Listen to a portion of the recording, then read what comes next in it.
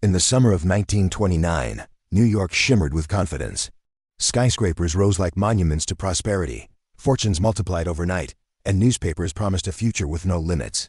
Yet far above the crowds, in quiet boardrooms and private offices, a different atmosphere settled, one of unease, whispered warnings, and movements too subtle for the public to see. By July, a handful of powerful bankers noticed something strange. Major institutions, those with the best information, had begun quietly withdrawing from the market. Large blocks of shares were being sold in silence, hidden through intermediaries. To the ordinary investor, the market still looked unstoppable. But the insiders were already moving to safety. One of the most alarming signs came from the Federal Reserve. In confidential memos circulated only among select bankers, officials warned that credit expansion had reached dangerous levels. These documents never appeared in newspapers. The public received cheerful headlines, while insiders studied charts that predicted disaster. Throughout August, men like Bernard Baruch, Joseph Kennedy, and Jesse Livermore all made the same three moves. They raised cash, they hedged for volatility, and they quietly stepped away from the market. These legendary traders did not act on luck. They acted on signals that the vast majority of Americans would never see until it was too late. On the morning of October 24th, the signal came. Brokers received mysterious phone calls instructing them to sell everything. No explanation, no details. Within minutes, sell orders flooded the exchange.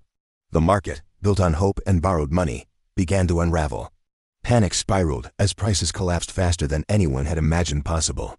Newspapers later claimed the crash was unexpected, a bolt from the blue, but the truth was far more complicated. Weeks earlier, banks had quietly raised margin requirements. Corporations halted buybacks. Wealthy families moved assets offshore. The warnings were everywhere, but only those with privileged access recognized them. In the aftermath, millions of lives were shattered. Savings vanished, banks failed, families lost homes and jobs.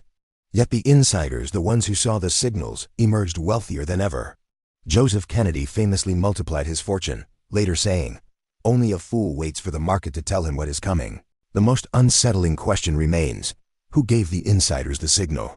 Some historians believe it came from the Federal Reserve, others point to private banking networks. And some claim it was the result of coordinated observation, an informal alliance of elite investors, reading the same signs long before anyone else. Even today, many of the documents surrounding the 1929 warnings remain sealed. Archives contain missing pages, redacted memos, and destroyed correspondence. The greatest financial collapse in American history still carries secrets buried beneath layers of silence. And so, the lesson of 1929 endures. Markets do not crash without whispers first.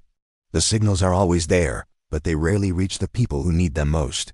History belongs to those who listen early and act before the world understands what is coming.